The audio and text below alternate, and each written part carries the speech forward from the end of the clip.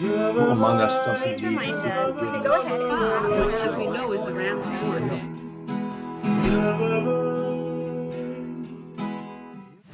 Hi, I'm Rabbi Sarah Shulman, Director of Camp Ramah in Northern California, and I'm so honored to be here today with colleague, friend, and mentor, Amy Skopp Cooper, the National Ramah Associate Director, talking about our first day Rosh Hashanah Haftarah, the book of Hannah.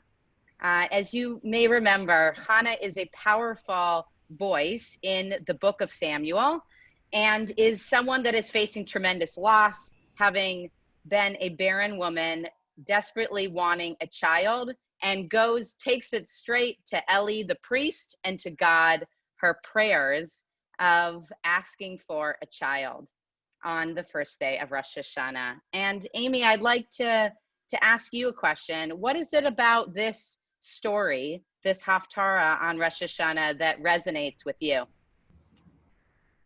First of all, thank you. I'm so glad that the two of us can have this conversation together. And I think it can be raw and it can be deeply personal.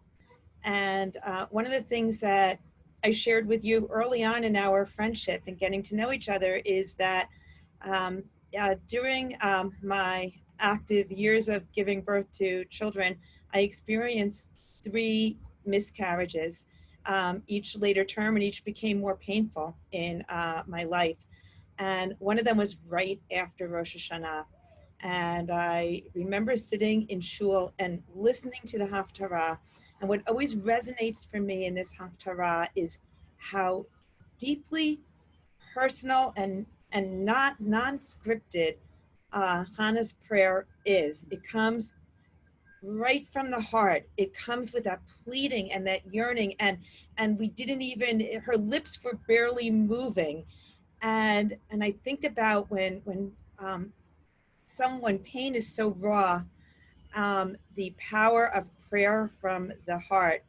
And that's when I lost the pregnancy just a few days later, I thought about how personal my prayer was as I was sitting in shul that day, and then how much more I needed to let go of, and not really knowing where to go with it.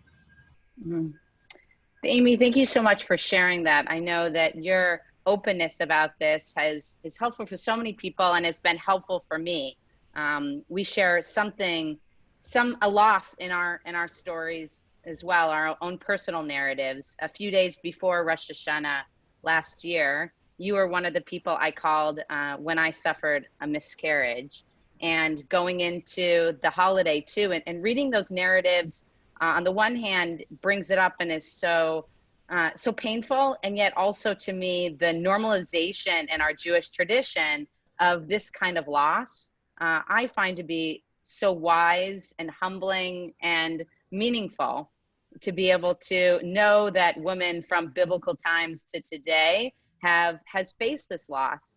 And I love the fact that it comes in the form of Hannah, and also the form of Sarah, that is our Torah reading also that we read today, and also in the form of the sound of the shofar, which the rabbis attribute to the mother of a lost army general, Sisera, an enemy's army general. And the shofar, the rabbis of the Talmud say, is actually the cries of that mother and a sense of loss. So I think in today's world, where there is a lot of loss, and how do we face the high holidays in this world?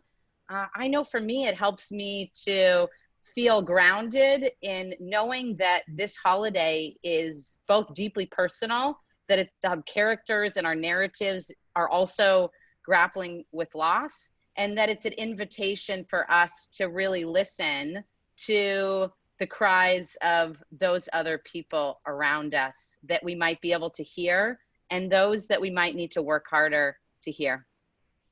Sarah, that was absolutely beautiful, and I agree with you so much.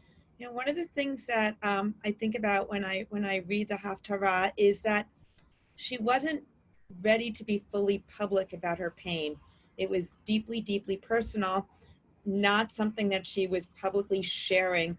And And I hope that as women and men listen to what we're talking about right now, that they know that there are people who are willing to talk more publicly about loss.